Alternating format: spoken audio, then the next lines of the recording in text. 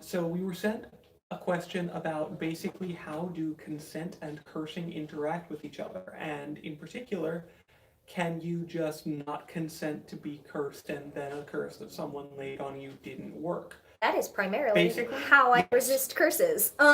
So I'm actually going to answer two different questions here. I'm also going to interject with a joking answer to something in the comments. Nathan said something about wanting to see how many times you can sell your soul to people before they catch on. John Constantine says at least 3, because that was an amazing storyline, and I like that comic too much. But The Constantine comics should really be on our list of things that we recommend as magical reading that are not necessarily magical textbooks. But the answer is basically go capitalist with it and see how many things you can con into paying for something you're never going to give them.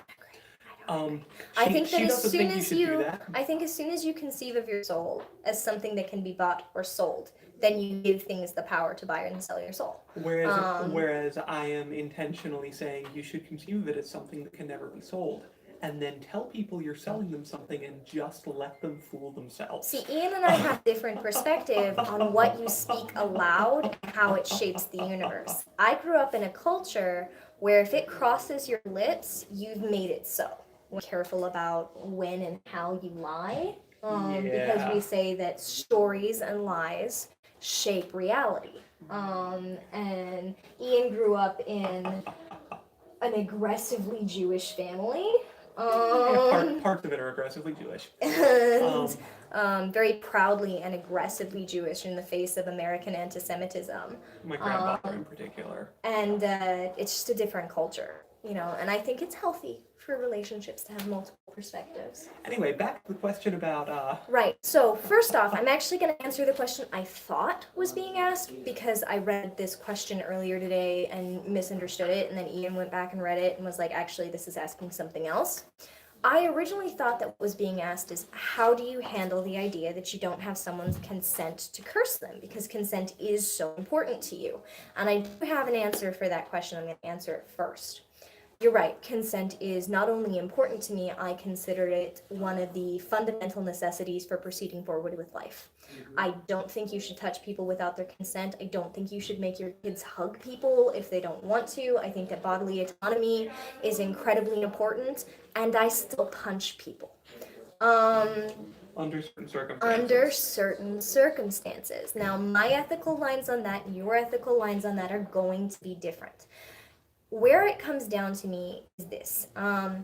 If you believe that magic is real, then what you do with it has real-world consequences. So cursing is analogous to getting into a physical fight wherein you are willing to physically harm someone.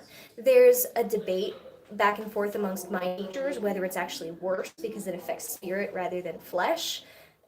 You know what, that's none of my business, but you tend not to get arrested for one, whereas you do get arrested for another, which is one of the reasons why sometimes I curse instead of hit. But I do consider cursing to be analogous to laying your hands on someone. Are there circumstances in which I am not a pacifist? Oh yes, absolutely. I think calling you a pacifist is just straight up inaccurate. It is. I have been called militant, that's closer. I am, let me put it this way. I keep being called a social justice warrior like there's something wrong with that. Right. I got called an anti-fascist as a bad name. So, let me sum this up. You believe in violence in the defense of yourself or others, and you are willing to be proactive in that defense against systemic violence. Oh yes, absolutely. I will throw a brick through a window. I will, punch a Nazi. I have punched a Nazi. I've also been stabbed by a neo-Nazi, so just be aware that this goes two ways. Right. But Also, as an interesting anecdotal fact for anyone who is curious, about how much sugar do you have to pour into about 1 ton of concrete to ruin it? 2 pounds. 2 pounds of sugar in 1 ton of concrete to keep it from curing properly. Not saying you should, just saying in terms of resistance Also, if you're movements. concerned about the deforestation of your nation, you can put spikes inside trees, and it will wreck the equipment that they're using to cut down the trees. It can also kill somebody, so keep that in mind. Anyway, on that note, Moving back to there are absolutely circumstances in which I will hit someone. I will hit someone if they are trying to commit sexual misconduct, sexual violence. I will hit someone if they are emotionally, physically, or mentally abusing somebody else. And I will hit someone if they were a part of the systemic violence that everybody in the world is suffering from right now. Therefore, I will also curse those people because I'm less likely to have to make bail afterwards. I don't get someone's consent before hitting them. It's a different scale.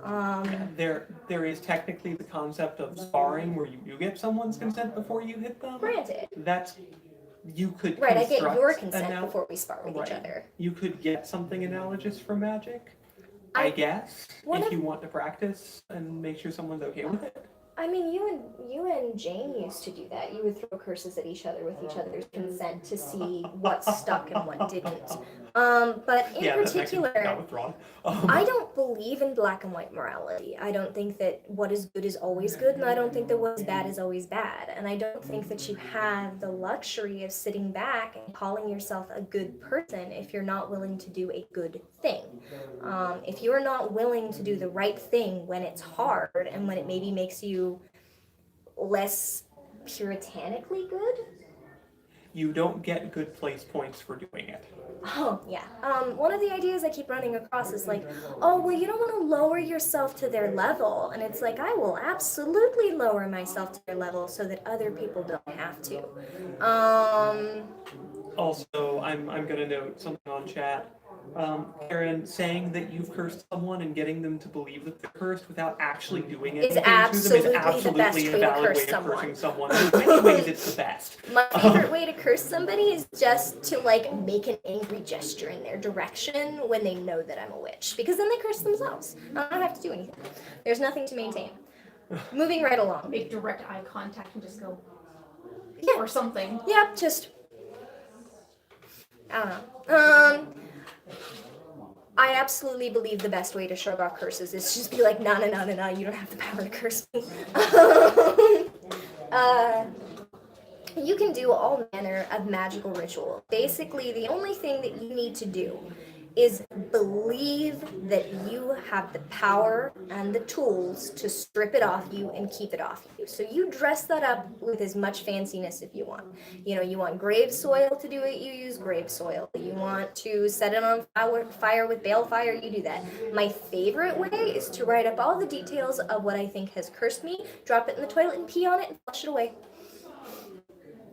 It's really effective. Just like, nope, your curse is so weak that I piss on it.